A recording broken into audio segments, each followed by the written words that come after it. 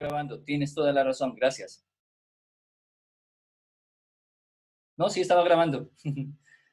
Bien, perfecto, gracias por recordarme.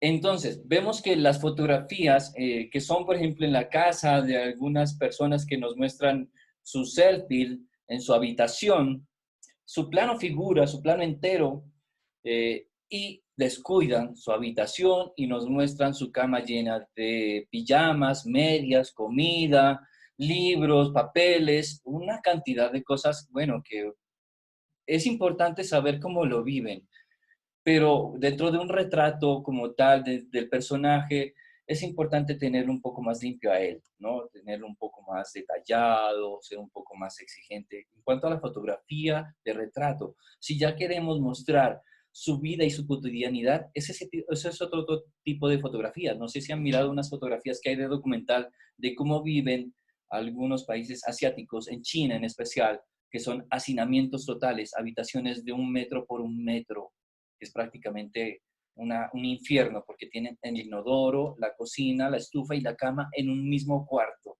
Entonces, por ejemplo, ese tipo de fotografías de alto impacto visual, porque estamos haciendo un reportaje de algo cultural que no se vive a nivel mundial.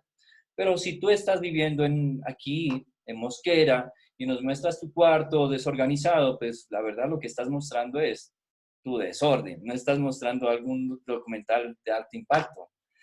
Pues eso tenemos que detallarlo, ¿vale? Pues las personas que de pronto no se dan cuenta y no se percatan de esto, tenemos que ser un poco más sensibles en los fondos. Aquí yo, por ejemplo, pudiera jugar con muchos fondos y más cosas. En un futuro yo pondré más cositas en mi casa y más lucecitas para que se den cuenta cómo cambia con cada cosa y cada elemento que ponemos en nuestro set, porque este ya se convierte como en un set, el entorno o el fondo. Cómo cambia nuestra forma de mostrar nuestro trabajo o nuestro retrato o nuestro mensaje, que es lo más importante, el mensaje. Entonces, plano entero, tener en cuenta que ya se salen un poquito de información y que tenemos que tenerle controlado. ¿Qué nos muestra el plano entero? ¿Qué queremos mostrar con el plano entero? El plano entero nos muestra ya, como decirlo vulgarmente, la atacada. Y la atacada es algo que nosotros tenemos particularmente todos. Y eso lo reconocemos, de hecho, hasta de espaldas. La persona se la reconoce de espaldas y uno dice, mira, él es tal persona. ¿Por qué? Porque su figura, su postura, su forma de pararse, su tacada, es de él. Y esa solo la podemos capturar con el plano entero y con el plano figura. No lo podemos capturar con el plano medio. El plano medio es más para carácter, para mostrar carácter. De hecho, si ustedes miran las fotografías militares o los retratos de los presidentes o de las personas militares, Simón Bolívar, ellos son planos medios, planos medios. ¿Por qué? Porque en los planos medios ellos pueden mostrar las insignias, los reconocimientos, las medallas, ¿ok? Entonces, todo eso en los planos medios sale, muestra uno el carácter. Miren cómo hemos cambiado de mostrar la emoción, la alegría, la tristeza con planos cerrados a empezar a mostrar el carácter con plano medio y a llegar al plano entero a mostrar solo la atacada o el aspecto físico que lo caracteriza. Si es una persona gorda, es una persona delgada, nosotros la empezamos a caracterizar con el plano entero. Después del plano entero, que estamos hablando de retratos, estamos hablando de retratos en general, retrato, ojo con esto, ya llegamos a un plano general. Y el plano general con elemento o con retrato es muy importante para mostrar dónde está ese personaje. Y esto se da muy cotidianamente en la fotografía de turista, en la fotografía de paseo, en la fotografía que te vas tú de viaje. ¿Por qué? Porque cuando tú te vas de viaje, quieres mostrar a dónde te has ido de viaje, en qué parque te subiste, en qué montaña tú estuviste, en qué entorno estuviste tú en ese viaje. Entonces, ¿tú qué haces? Planos enteros con planos generales. Es decir, sales tú de pies a cabeza con el plano general en el horizonte, con el paisaje, con la playa, con la iglesia, con la montaña. Esos son planos generales con retrato. y sirven para contextualizar al personaje. Esto es muy importante cuando, vuelvo y repito, cuando tenemos un contexto importante que lo lleva al personaje. He tenido casos que voy a un bosque y me llevo al personaje al bosque y llega alguien y solo hace planos cerrados, y solo planos cerrados, planos cerrados. ¿De qué nos sirvió ir al bosque con tantas hojas, tantos árboles bonitos, tanto entorno, si le vamos a hacer primeros planos y planos cerrados? No nos sirve de nada. Entonces, si vamos a buscar una locación muy bonita para esa fotografía, vamos a hacer planos generales. Funciona muchísimo para fotografías, vuelvo y digo, para eventos. Siempre los eventos funcionan mucho planos generales. Bodas, 15 años, eso funciona muchísimo. ¿Por qué? Porque necesitamos contextualizar a los fotografiados. Por ejemplo, en bodas siempre va a haber un contexto, sea una playa, sea una casa antigua con arcos, sea la ciudad, porque hay fotografías de bodas que son también muy urbanas. Entonces, los planos generales con retrato o con plano figura siempre son para contextualizar al personaje en el lugar. Esto también lo suelo dar como ejemplo en fotografías de publicidad. Cuando una chica nos promociona un licor o un producto, si solo haces el plano cerrado, el primer plano, pues no nos muestras el contexto donde se desenvuelve ese producto. ¿Ok? Entonces yo te muestro el producto, listo, ajá, miren esto, yo les vendo esto, es mayonesa tal, y ya hasta aquí el pleno cerrado y se acabó la propaganda. Pero no me muestras dónde funciona ese producto, esa margarina o ese líquido que lo vas a utilizar en la cocina, dónde lo vas a aplicar. Entonces ya viene el plano general, donde se muestra que está en la cocina, con la familia, con una mesa, y ya se ven los platos, hay un contexto, ya nos muestra una historia. Entonces, los planos generales con retratos siempre van a contar muchísimo lo que están haciendo en el contexto. El contexto funciona muchísimo en el lenguaje de retrato. Ya hay plano general sin retrato, es decir, paisaje, estamos hablando de paisaje ya como tal, paisaje urbano y paisaje natural. Paisaje, cuando hablamos de paisaje natural, se procura o se pretende que el paisaje sea totalmente limpio, es decir, que no tenga alguna intervención humana. ¿Ok? Porque por lo general eh, suele relacionarse la presencia humana con presencia contaminante. ¿Ok? Seamos realistas. Si nosotros vemos una playa limpia como lo estamos viendo hoy en día, por favor, que esto es un ejemplo que nos quede claro. Miren las playas de Tumaco, que es una playa oscura, es una playa negra. Hoy en día miré un video que estaba el agua cristalina. Impresionante, se miraban los pies de él dentro del agua. Eso nunca se lo había visto. Entonces, si nosotros vemos esos planos, son planos limpios, sin humano. Y donde ya salga un humano ahí, dice, ya se tiró el paisaje. ¿Sí? ¿Ok? Pero hay fotografías de ese paisaje, es decir, si ustedes van a tomar ese paisaje y les gusta el paisaje y son paisajistas, tomen el paisaje. Y después de tomar el paisaje, obvio, ya tomen su fotografía selfie en ese paisaje, en esa montaña. No se la pierdan esa foto, obvio, no se vayan a perder la foto de ustedes en ese entorno, por favor. Eso es clave. Es documentar dónde estuvieron ustedes, ¿ok? Es documentar, que eso es clavecísimo. Esto de documentar dónde estamos y dónde está en la fotografía, esto viene desde mucho tiempo histórico, lo documentar. Miren que fotógrafos en la guerra, lo que estamos hablando, hay fotógrafos de la guerra que los enviaban a la guerra con los militares, ellos sin armas, porque sus armas eran las cámaras fotográficas, y ellos morían con los combatientes. ¿Para qué? Para simplemente mostrar la parte histórica y el contexto, que estuvieron ahí y que ahí estuvieron presentes. Y ya nos contaron algo, porque si no tenían esa fotografía, nosotros simplemente llegábamos a leer historias y a ver ilustraciones, porque también antes de la fotografía había muchísimos ilustradores y muy buenos dibujantes de historias, que desde ahí ya comienza el storyboard que vemos en cinematografía, el storyboard que es gráfico ilustrado. Y que vamos a hacer un ejercicio muy dinámico, muy bonito ahora en este mes del niño. Tengo una idea de generar una dinámica con nuestros compañeros de audiovisuales que estamos trabajando en paralelo, de hacer una actividad en familia, de nuestros televisores pequeñitos. No sé si recuerden los que teníamos ya una edad avanzada, que de 40 para allá, hacíamos televisores pequeñitos de cartón, en cajas de cartón, y hacíamos dibujitos y hacíamos un rollo de papel y lo envolvíamos en un lapicito y lo girábamos. Ese ejercicio, por favor, es clave y fundamental en la cinematografía, ¿ok? Y lo vamos a hacer para entender todo esto de lo que son planos. No importa que no dibujemos bien porque no hay pretexto. Lo hacemos con recortes de revistas, lo hacemos con recortes de historietas. Cogemos un periódico y recuerden que en el periódico hay historietas, un pedazo de historietas, recorten la historieta y con eso empezamos a jugar. Después ya recrearemos qué día es la actividad, pero desde ya vayan pensando cómo hacerlo. Entonces, todo esto del plano del contexto, del plano general, sin humanos, que es el paisaje natural, pues supremamente importante, ¿no? Tener en cuenta que los planos generales van en horizontal. No todo el tiempo, obvio, no todo el tiempo. Hay personas que hacen composiciones de varias verticales, ¿ok? Varias verticales.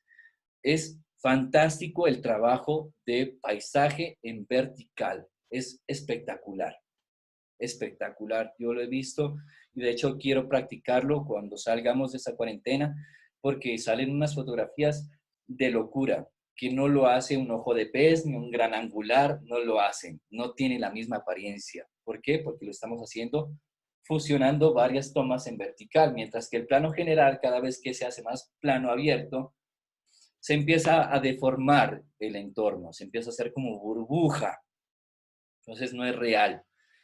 Cuando empezamos a cambiar nuestra panorámica, por lo general en los lentes vienen unos numeritos, como les estaba charlando en otra clase de las partes de la cámara, vienen unos numeritos que dice 1, 2 puntos, o F, LF, perdón, el milímetros. 1, 2 puntos es el F, que es el diafragma. Pero aparte de eso, vienen los milímetros, que es 1855 en las cámaras generales, y ese 1855 son las distancias focales, que es lo que nos está mostrando, si son planos generales o planos cerrados. Eso lo vamos a ver en los lentes. Ya más adelante yo les mostraré qué parte de la lente es la que nos dice el F, que es la apertura del diafragma, y la distancia focal, que es tanto de zoom o tanto de panorámica. Por lo general, el menor número, perdón, la cifra del menor número es la mayor panorámica. Un ejemplo, el número estándar del kit de fotografía de la cámara estándar, fotografía básica, por así decirlo, del que se sale del lente del cuerpo, es el kit de 18-55 milímetros. La panorámica en ese lente sería el número 18, ¿ok? Esa es la panorámica. Esa es una panorámica estándar. Si ya vamos a avanzar más allá del 18 a 16, 12, 14, 10, 8, cada vez que vamos mermando el número, la amplitud es más, pero la deformación es mucho mayor. Cada vez se empieza a hacer como burbuja y los edificios se empiezan a ver como inclinados, como curvos. Entonces, no abusar de esa panorámica, a menos de que sea nuestro sello de imagen. Por ejemplo, si yo trabajo, mis fotografías son fotografía 360 grados y mi característica son fotografías en ojo de pez, pues obvio no tendré percance ni por qué percatarme de que estoy deformando la realidad. ¿Por qué? Porque mi característica o mi sello visual es el ojo de pez. ¿Ok? Entonces, tener en cuenta eso. Planos, gran plano general, ya llegamos al gran plano general, porque estamos en plano general, que es paisaje, paisajes sin humanos, paisajes con humanos, que son paisajes urbanos, pero ya llegamos al gran plano general, que el gran plano general hoy en día ya se lo puede capturar más fácilmente, porque antes no era tan fácil alejarse tanto de los paisajes. Hoy en día es más fácil con los drones, o subiéndose a un avión, o subiéndose a un helicóptero. Entonces, a través de esos elementos logramos capturar unos grandes planos generales. Aquí funciona y aplica mucho la fotografía, la geofotografía, ¿sí? Para geolocalizaciones. Entonces vamos a hacer fotografías de, qué sé yo, del pueblo, de una vereda, de un municipio, para ver cómo es el mapa del municipio. Entonces voy a elevar el equipo, me subo en un avión y de allá tomo fotografía aérea y hago el gran plano general. Entonces, el gran plano general siempre va a abarcar muchísima información del contexto. Vamos a hablar del contexto. Ya, paisajes solo son contextos. Los contextos, obvio, van a contarnos historias de un espacio, de un lugar, pero en esto del paisaje ya juega un papel importante y es muy diferente al retrato, que es el tiempo y el lugar. Los paisajistas tienen muy en cuenta el tiempo y el lugar, es decir, la hora y el espacio. Para ellos la hora es clave. Por eso ya en paisajistas hablan de la hora dorada y de la hora azul. La hora dorada, que son de las aproximadamente desde las 5 de la mañana hasta las 6 de la mañana, que empieza a salir el sol, y en la tarde, que es de las 5 de la tarde hasta las 6, 6 y media, que se empieza a ir el sol. Esa es la hora dorada en paisaje. Funciona también en retrato, pero es más para paisajistas. En retrato funciona, obvio, porque el color amarillo cálido del atardecer es hermoso. Todo eso nos transmite una parte emocional muy cálida, ¿sí? Es que lo que transmite el sol, la luz del sol en el atardecer, en la puesta del atardecer, esa paz que transmite, esa emoción de paz, es la que queremos transmitir en la hora dorada. Entonces, todo eso es muy importante, la emoción, la parte, la carga emocional. Por eso la carga emocional va en el color y no tanto en la forma. Si ustedes se dan cuenta, cuando yo no aplica color, aplica emoción. Entonces, tener en cuenta que las emociones van con el color.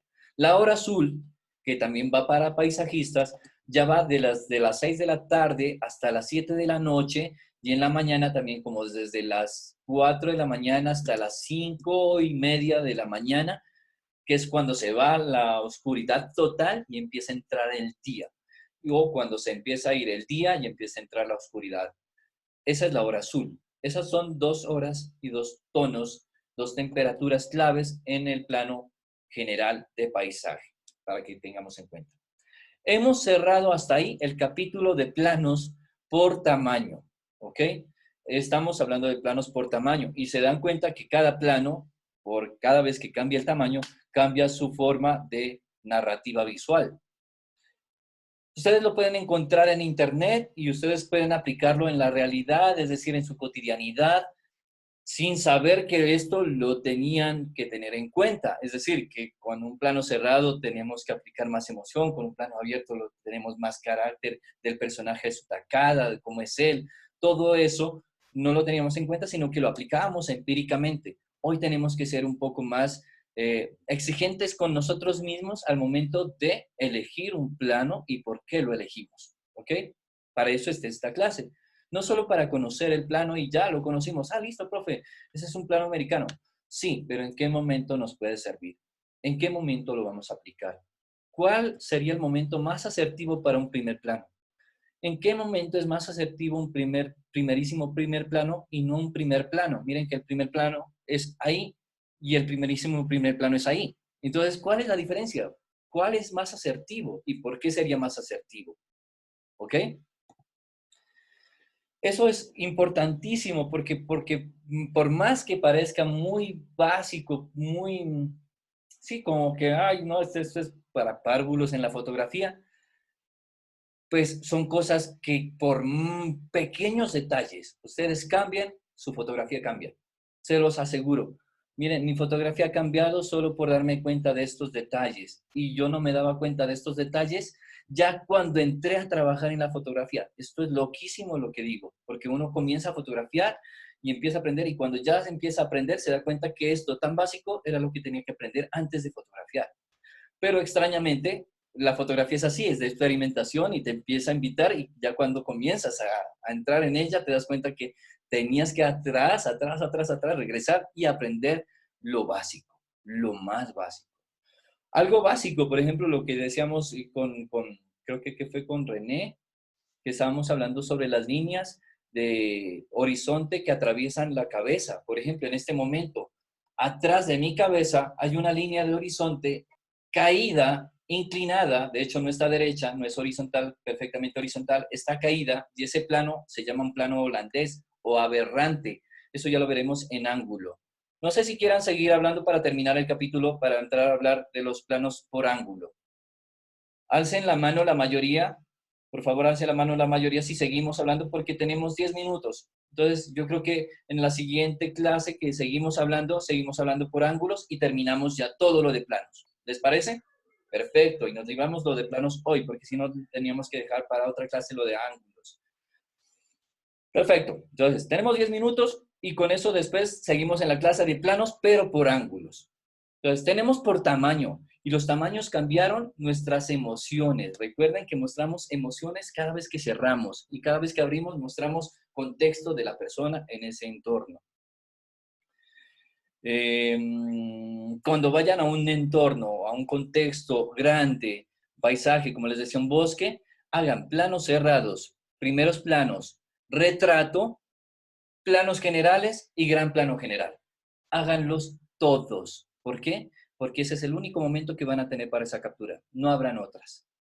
Otra que les digo cuando estén en ese momento, hagan las dos tomas de inmediato, horizontal y giren y tomen la vertical. Inmediato. No se cambien de posición, no cambien al personaje, no cambien nada. No cambien nada. Simplemente giren ustedes. Ni siquiera le digan al personaje, espérate que voy a tomar la horizontal. No, no le digas nada. Simplemente tú, tac, tac, tienes las dos y te fuiste con las dos tomas a tu casa feliz y contento. Mientras que si te ibas con una sola, después ibas y te das cuenta que era la otra y dices, caramba, no la hice y la tenía ahí. ¿Ok? Entonces no la pierden, la oportunidad no la pierdan. Hagan todas las que puedan. En este momento no contamos con rollos, sino memorias. Entonces no se limiten por hacer varias tomas donde tengan que hacerlas. Esos son los planos por tamaño. Volvemos y repetimos, no aplican para humanos que para animales ni para plantas. Si tomamos a una flor, a muchas personas les encantan las flores y, y las plantitas y la naturaleza, pero vemos que los planos aquí no funcionan de igual manera. Si yo les digo, hazme un plano americano de esa flor, pues no hay cintura ni hay rodillas como para tener un referente de plano americano. Pero sí podemos hablar de un plano detalle. Si yo te digo, hazme un plano detalle de esa flor, tú tendrías que ir al pistilo, a la hoja, a de pronto que una hoja tiene una gotita de agua, vas a esos detalles tan significativos de la naturaleza, ¿ok? Entonces, planos detalles en las plantas, así funcionan. En los animales, tamaños, como nos dimos cuenta, solo es primer plano y planos enteros. Planos medios, difícilmente, a menos de que tengamos un referente por donde es la mitad del animal, pero raro, muy rara vez se hacen planos medios de animales. Se hacen siempre primeros planos y planos enteros. ¿Por qué? Porque la parte de la emoción del animalito está en su cara y la parte del plano entero, pues para mostrar cómo es el animalito como tal. Cerramos el capítulo de planos por tamaño, que es muy importante tenerlo en cuenta. Vuelvo y repito, los que no han hecho el ejercicio de fabricarse su cuadrito, su passepartout, el que yo andaba a cargar y que ando a cargar en mi apartamento, que ese a mí me parece que cuando yo salgo a hacer paisaje y cuando hacemos prácticas en exteriores, que cuando salgamos ya de este confinamiento, vamos a tener la oportunidad de hacer unas prácticas en exteriores y vamos a darnos cuenta que ahí sí es muy funcional lo del encuadre con el rectángulo y andarlo a cargar. ¿Por qué? Porque en el paisaje hay tantos elementos que uno se distrae y toma a todo. Es decir, capturó el paisaje entero. Y cuando uno le pregunta, bueno, ¿y qué quisiste tomar? Ese árbol que está ahí, profe. Pero el árbol está lleno de un resto de arbolitos. Entonces uno no sabe cuál árbol era el que quiso capturar. Entonces, ese cuadrito, ese rectángulo, ese plano o ese cuadro, es importante tenerlo y llevarlo. Si no lo tienen, pues fabríquenlo, o si no, esta es la posición más fácil. Pero tenerlo a la mano es muy funcional. Yo siempre ando con cuadritos cuando salgo de práctica. Siempre lo hago, siempre. No me hace estorbo, me genera bastante ayuda, me genera centro de interés, me concentra en el cuadro que quiero capturar, en el instante que quiero capturar del paisaje, porque en el paisaje hay instantes del entorno y de la temperatura y de la textura de ese paisaje que solo en ese momento se capturó, porque de hecho en el paisaje es único.